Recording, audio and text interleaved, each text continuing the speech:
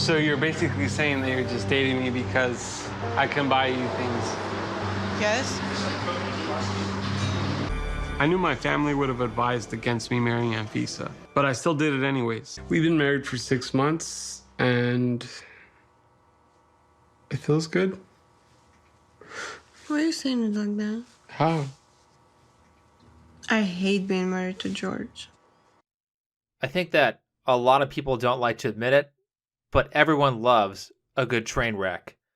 If that weren't true, traffic wouldn't slow down on a freeway when there's an accident on the other side of the median. But for me, I really love watching a good, disastrous relationship. I loved it when shows like Jersey Shore were on the air, even though that show was fake. I love seeing it on MTV's True Life, and I like to indulge in watching a relationship burn in the modern day. So I have a show that I've been waiting to talk about for quite a while called 90 Day Fiancé, which I think is perfect marketing from the Learning Channel. They have found a formula that literally guarantees that the relationships will be destructive and therefore interesting to watch. The premise of this show is that these couples get a visa and have their future spouse fly over to America all on their own dime. TLC pays for none of it.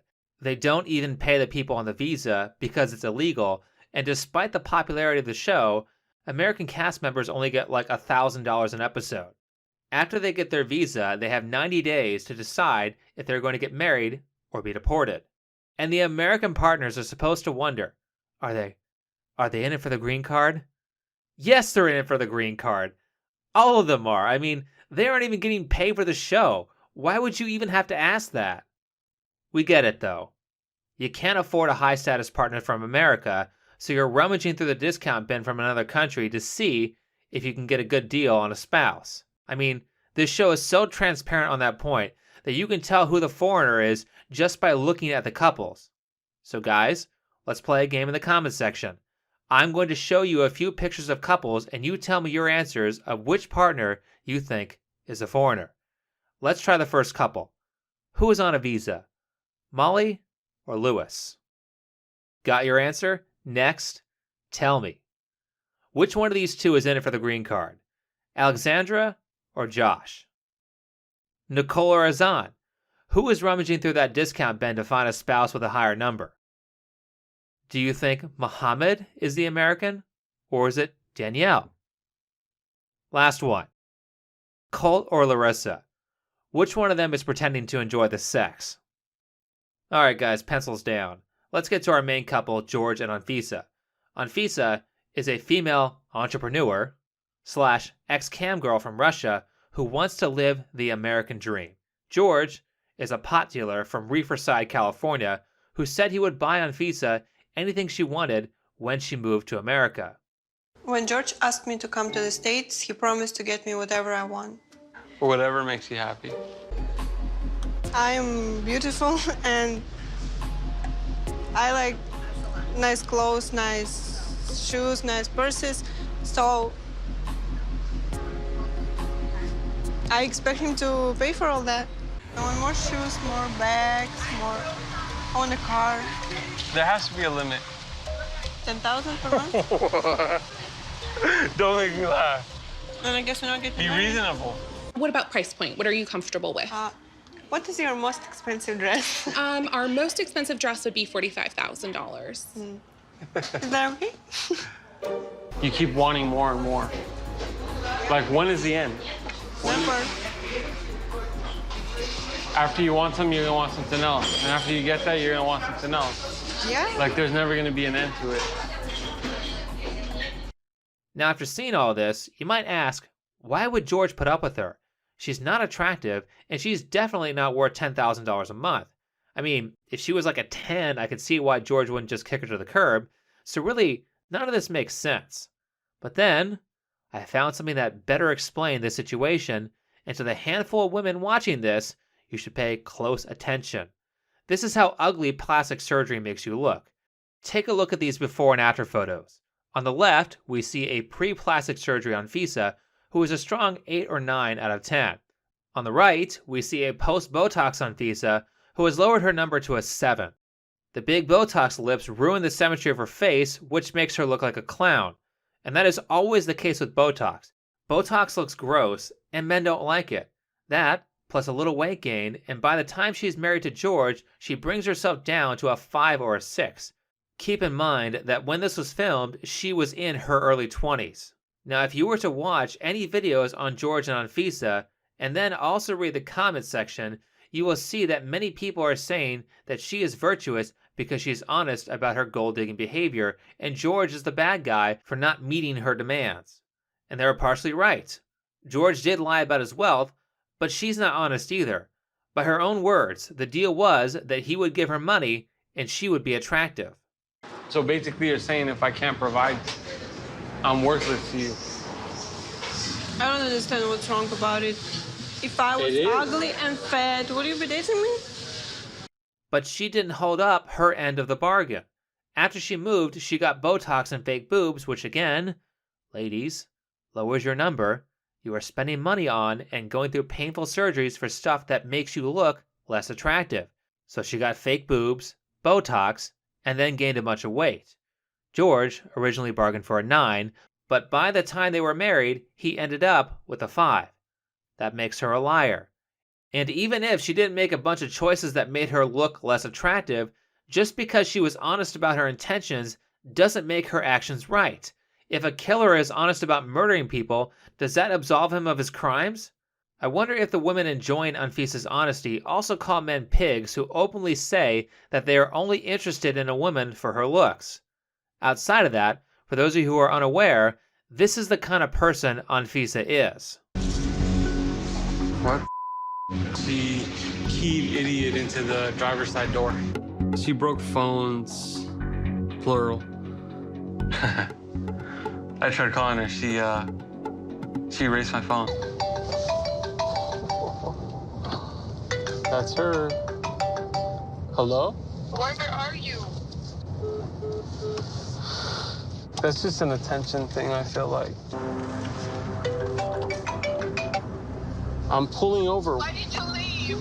Tell me you're gonna come back. What do you want? She's calling me up and texting me and trying to FaceTime me and see where I'm at and trying to control every move that I do. Hello?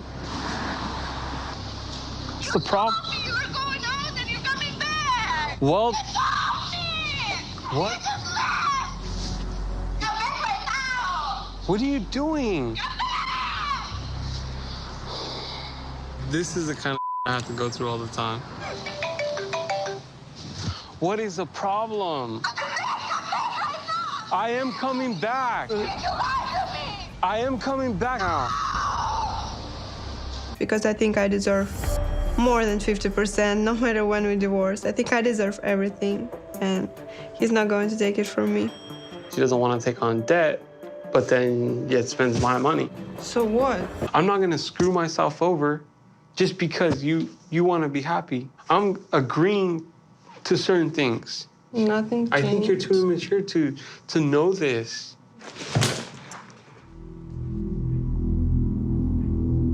So what? Don't smile at me like that. I'm telling you, it's not. Tell me what? Huh? I'm telling you that it's. Tell me what? Now you can talk all about how they edit reality TV, Most of you probably know me from a reality TV show, and I'm sure you know that these kind of shows are heavily edited. but no matter how they edit this show, if I was in a relationship with her and she broke 2 of my phones, did a factory reset on my phone because she was mad, screamed now at me, keyed my car, or hit me, if she did just one of those things, then the relationship would be over. Clever editing didn't make it seem like she did that. She actually did those things. Now, on the topic of Anfisa's recent behavior, since her husband was arrested for driving with nearly 300 pounds of weed in his car, she has lost weight and allowed her Botox to wear off, which raises her number back up a little bit. Curious though, she says she hates being married to George, and as soon as he is gone in prison, she starts making herself look more attractive. I'm sure you guys know what she's planning to do, especially considering they have already been married long enough for her to still get permanent residency, even if they get a divorce, all the while being supportive of George during his time of need. Anfisa is weighing her options. Should she stay with George or leave him? Judging by her recent decision to become a competitive bodybuilder, it looks like she wants to leave him, but her actions support both games, whether she is trying to monkey branch or not. Tom Likas would call this investing for the future. Women will pay for a few dates up front to rope you in, and then, once you're hooked, expect you to pay for absolutely everything. She spends $200 on a few dates, and then gets tens of thousands of dollars spent on dates in return. If you try to call her out on it, she will just refer back to the beginning of the relationship and say, "Oh, I'm a gold digger? Don't you remember that one time when I paid for a date 3 years ago?" If George is the best Anfisa can get, then anytime he calls her a gold digger, she can just bring up the fact that she was nice to him while he was in prison and rope him back in. She will use that as blackmail on him for years. She might even throw in the "I do everything for you and you do nothing for me" cliche. Just because someone was nice in the past and paid for something doesn't mean you are currently exchanging equivalent value. That's like paying a contractor for one job and then expecting him to do all of his future jobs for free. Now, if Anfisa goes the other way, decides she wants to leave George, and that causes her legal issues, then she can point out that she cared for him when he was in jail, so she didn't just marry him to get a green card. This is all her playing the game. She's already shown us who she is, and that kind of person doesn't magically flip into a saint in 2 years' time, particularly when there's no benefit in doing that. So why is George putting up with this? Why won't he just leave her? Why didn't he leave Anfisa during the show? It's not like he wasn't warned about her behavior. Honestly, I believe that she thought she was coming here to the U.S. and that you were going to give her every single thing that she asked for. Yeah. Well, that's what happens when you pay for somebody to spread their legs. I knew my family would have advised against me marrying Anfisa, but I still did it anyways. People have told him how this whole thing is going to play out, and he is not unaware of his situation. So I want you guys to pay close attention, because when you see a guy like maybe one of your friends walking right into an obvious trap, this is why. I want you to think of George like a heroin addict. If someone is addicted to heroin, it doesn't matter how many times you tell them it's bad for them, they're still going to do heroin. George is an addict. He is repeating a destructive behavior despite the negative consequences. Why? Because he likes being stepped on by women. Anfisa's very controlling. She likes to be bossy. And I kind of like that. I kind of like her firmness of, her standing her ground, but I also stand my ground too. So, that's where conflict comes into play. Believe it or not, there are actually a lot of rich guys who are into this. There's a really interesting episode of Joe Rogan with Sierra Lynch where she talks about how guys would pay her so they could watch her waste their money shopping online.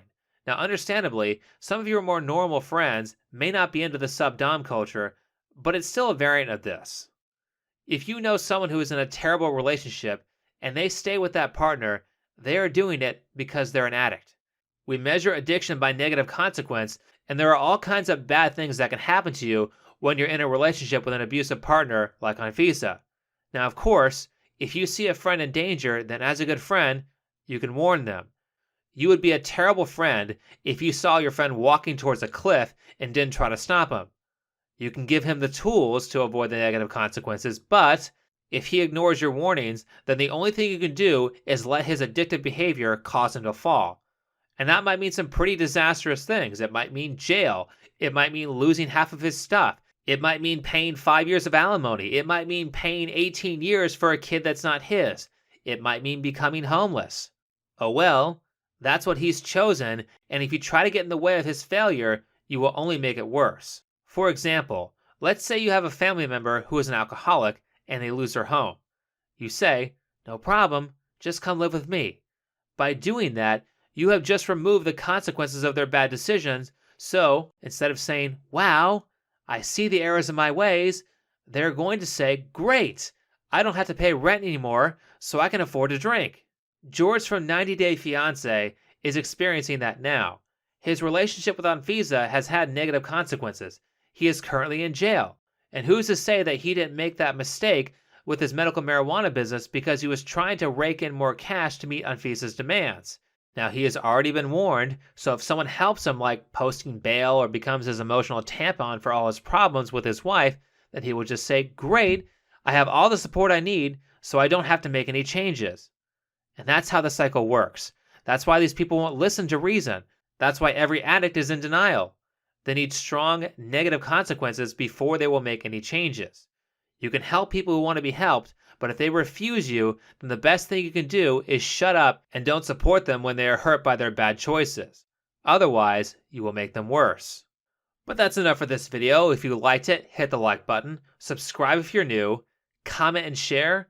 If you would like to support this channel, then you can do so with PayPal, Patreon, or Subscribestar. All of those links are on my channel page and in the description.